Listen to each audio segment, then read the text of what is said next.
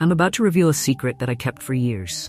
Carla Oliveira, a city girl who dreamed of a peaceful life in the countryside, ended up living a story that seemed like something out of a soap opera. But let me tell you from the beginning, because every detail is important to understand how I got to where I am now. It all started 5 years ago, when I met Ricardo at an agricultural fair in the city. I worked as an events organizer, and he was there, representing his family farm. More eyes met between tractors and organic vegetable stands.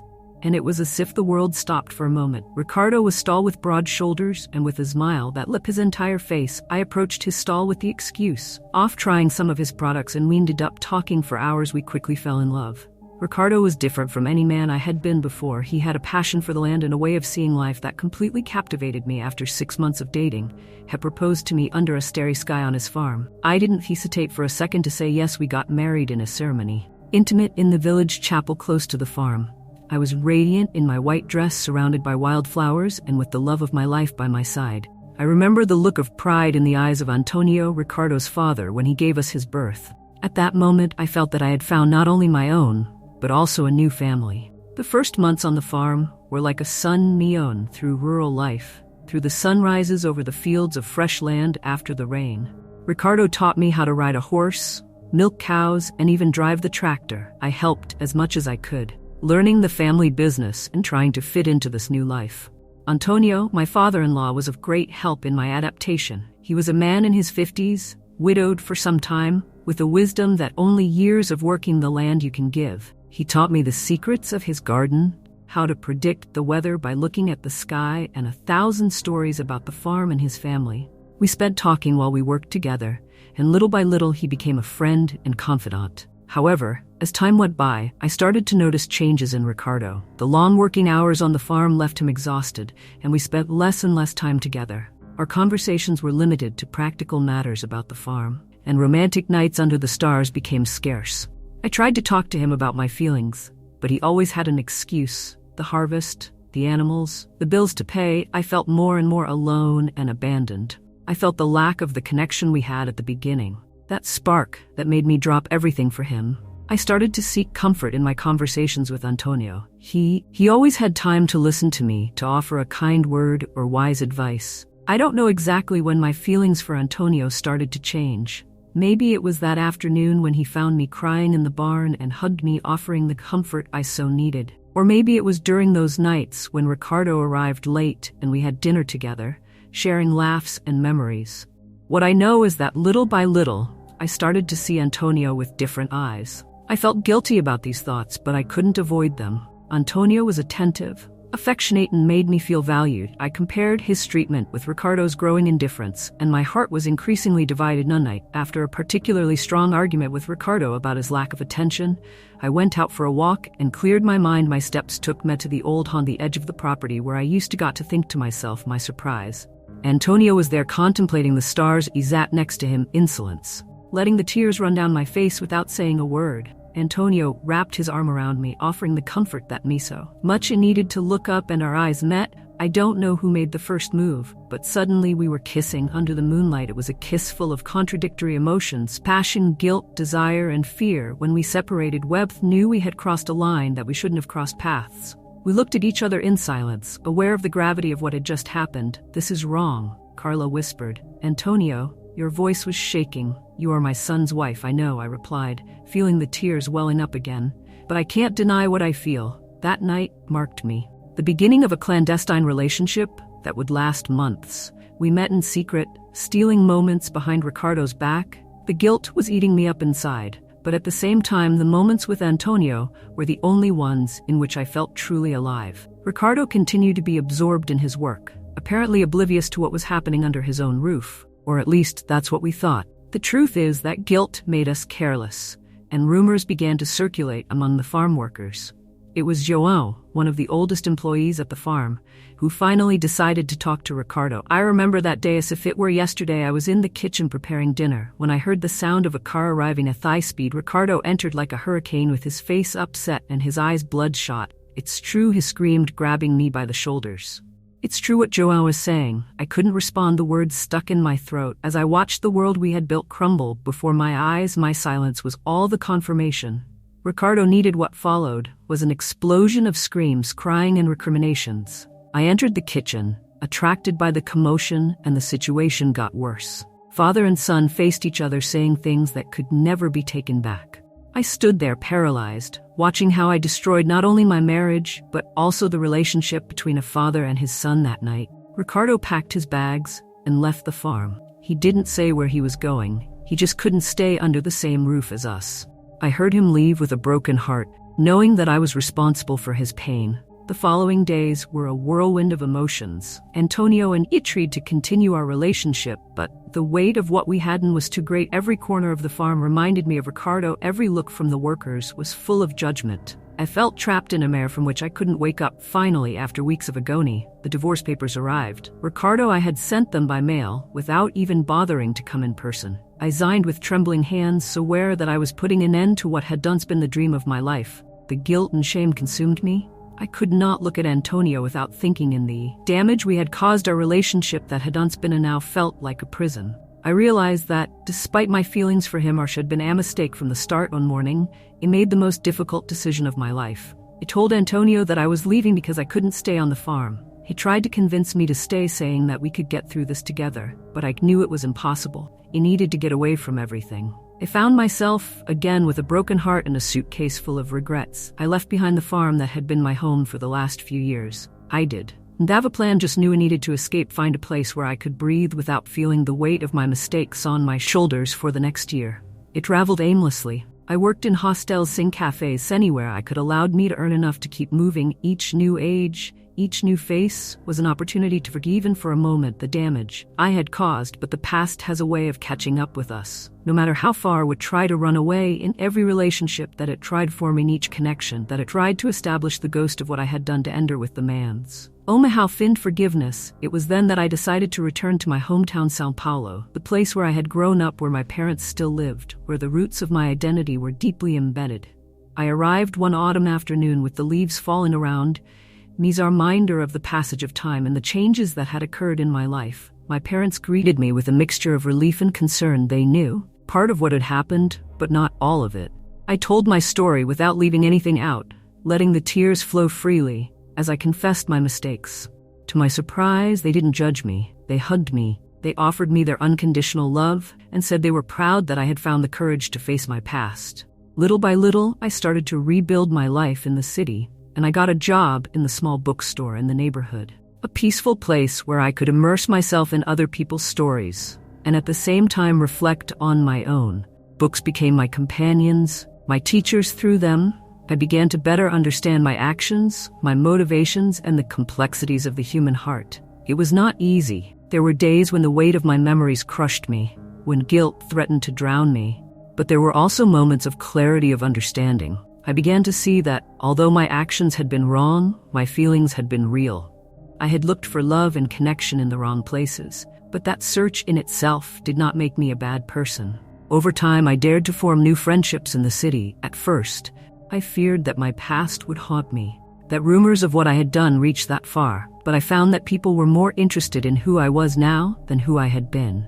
Little by little, I began to feel part of a community again. One afternoon, while sorting through the books in the bookstore, I came across a novel that told a story surprisingly similar to mine. I read it in one sitting, feeling a deep connection with the protagonist. When I finished it, I made a decision I would write it myself. I started writing every night, pouring out on paper my experiences, my emotions, my reflections. It wasn't easy to relive certain moments, but I discovered that the act of writing had a cathartic effect as the words flowed. It felt as if I was freeing myself from a weight that I had carried for too long while writing. I also began to wonder about Ricardo and Antonio. What would it have if it were theirs? They would have been able to reconcile. Curiosity and the need to close this chapter of my life led me to make another difficult decision. I would tell them first. I wrote to Ricardo. The letter took days to finish. I wanted to express my sincere regret, asking for forgiveness, without apologizing and at the same time not reopening old ones. I finally sent it without knowing if I would get a response. To my surprise, Ricardo replied. His letter was brief but kinda told me that he had left the farm, that he now lived in the city and worked as an agronomist, had partner, and was trying to rebuild his life. His words were not full of forgiveness, but also not of resentment. He wished me the best and thanked me for having had the courage to contact him. Contacting Antonio was even more difficult. Part of me feared that my feelings for him might resurface. I knew I needed this conversation to be able to move forward. I wrote him an email asking if we could talk on the phone. The call was intense and emotional. Antonio told me that he had sold a fazenda shortly after I left, but couldn't bear living there. With all memories, he had moved to a coastal town where he now worked as an agricultural consultant. He told me that he had tried to reconcile with Ricardo, but that the relationship between them was still tense. We spoke for hours, remembering the good and the bad, crying and laughing sometimes at the end. We both recognized that ours had been a mistake, but also that it had been real. We said goodbye with a mixture of sadness and relief, knowing that this was the true end of our story. These conversations, although difficult, helped me close an important chapter in my life. I realized that although I couldn't change the past, I could learn from it and use it to build a better future. I continued writing my story now with a new perspective. It was no longer just a story of betrayal and guilt, but also of growth and redemption.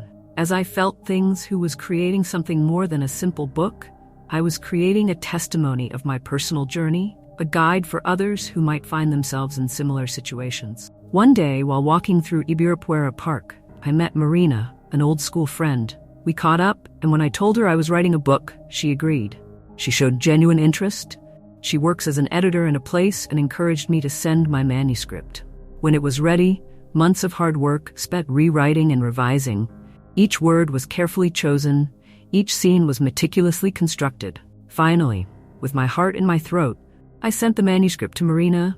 The weeks of waiting were agonizing. He wondered if I'd done the right thing by exposing my story in this way, and if people judged me, and if Ricardo or Antonio found out and felt betrayed again when Marina called me to say they wanted to publish my book. It felt a mix of euphoria and horror. Was a dream come true, but it also meant that my story, with all its imperfections and mistakes, would be out there for the world to see. The publishing process was a roller coaster. Every step of the way, from editing to cover design, made me living different aspects of my experience, but I also realized that with each step I felt lighter, more at peace with myself. The day of the book's launch arrived quicker than I expected. The small bookstore where I worked organized a launch event. To my surprise, the place was crowded. There were familiar faces, my parents, friends from the city, even some regular customers at the bookstore. But there were also new faces, people who had read about the event and were intrigued by the story. As I read an excerpt from the book, I felt something change inside me. It wasn't the scared, guilt-ridden woman who had returned to town a few years ago. It was someone who had faced her demons, who had found the strength to tell her truth. The audience's questions were varied. Some people wanted to know more about the details of the story. Others were interested in the writing process. But the question that impacted me most came from a young woman at the back of the room. "How did you find the strength to forgive yourself?" she asked in a shaky voice. I took a moment before answering, aware that my answer could be important not only for her but for many others in the room. Forgiveness is not something that happens overnight. It is a process. A journey for me began when I stopped running away from my mistakes and decided to face them. Writing this book was part of that process. It forced me to look honestly at my actions, to understand my motivations without excuses, but the most important thing was to realize that although I cannot change the past, I can learn from it and use it to be a better person in the present and in the future. I saw tears in the eyes of some people while talking, and I knew my words had touched something deep in them. Maybe I thought that was the true purpose of sharing my story, to help others find forgiveness and redemption in their own lives. After the releases, I signed books and talked to readers. I felt overwhelmed by the warmth and support I received. Many people shared with me their own stories of mistakes and second chances. I realized that by exposing my vulnerability, I had created a space where others felt safe to do the same. In the following months, I received numerous emails and letters from readers across the country. Some thanked me for my honesty. Others shared how my story had given them hope in their own struggles. Each message reminded me that although our actions may have painful consequences, there is always a path to redemption if we're willing to do the hard work of confronting ourselves. One day, while organizing some books in the bookstore, I received an unexpected call. It was Ricardo. My heart accelerated when I heard his voice. I read his book. He told me. After a moment of uncomfortable silence, I prepared myself for the worst, fearing that he was angry because I had exposed our story. "I wanted you to say that it helped me understand many things," she continued. "It was not easy to read, but I think it was necessary. Thank you for your honesty. The tears ran down my face as we talked. It was not a complete forgiveness, but it was a step towards mutual understanding. Ricardo told me that the book had given him the courage to talk to his father, to try to rebuild their relationship. It wasn't a fairy tale happy ending, he told me, but they were working on it. This conversation made me realize something important. True redemption is not just about forgiving ourselves, but also about repair as much as possible, the harm we caused to others. I couldn't undo my past actions, but I could use my experience to help others heal. Inspired by this idea, I started offering therapeutic writing workshops at the bookstore each week. A diverse group of people would gather to write about their experiences, their struggles, and their hopes. Seeing how writing helped them process their emotions and find clarity in their lives filled me with a sense of purpose that I had never experienced before. As time passed, I felt like I was writing a new chapter in my own life centered on growth and compassion and service to others. No longer defined myself by my past mistakes, but by what I was doing made a positive impact in the present. One day, as I walked through the city, I stopped in front of the same cathedral where I had married Ricardo years ago. Instead of the pain and guilt I used to feel when seeing that place, I felt a sense of peace. Not because I had forgotten what happened, but because I had learned to integrate it into the broader story of my life. I realized that each of us is a story in progress, full of good and bad chapters of triumphs and failures. The important thing is not to have a perfect story, but to learn from each chapter and use these lessons to write a better future. As I walked away from the cathedral, I felt a renewed sense of hope. And by the way, my story was not finished. In fact, I felt like it was just beginning. And this time, I was determined to write it with wisdom, compassion and love, not only for others, but also for myself. Now, as I write these final words, I look to the future with a mixture of emotion and serenity. I don't know exactly what destiny has in store for me, but I know I'm ready to face it. With all the lessons that I've gained, my journey of redemption has not ended and may never end completely. But I've learned that this is fine with life. It's not about achieving an unattainable perfection, but about continually growing, learning from our mistakes, and using our experiences to help others. But it's worth going through it, because in the end you will discover that you are stronger than you ever imagined, more resilient than you believed possible. And for myself, for Carla, who started this journey so many years ago, I say you did well. You faced your demos, you learned with your mistakes, and found a way to use your pain to help others. I'm proud of you. As I close this chapter of my life, I look forward with hope and determination. I don't know what the future holds, but I know I'm ready to face it. To keep growing, to continue loving, because after all, this is the essence of life: to love, learn, and grow, no matter how many times we fall along the way. And so, with a heart full of gratitude for the lessons I learned, that by closing this chapter of my story, but if each ending is just the beginning of something new, and I'm ready more than ever to see what the next chapter has in store for me.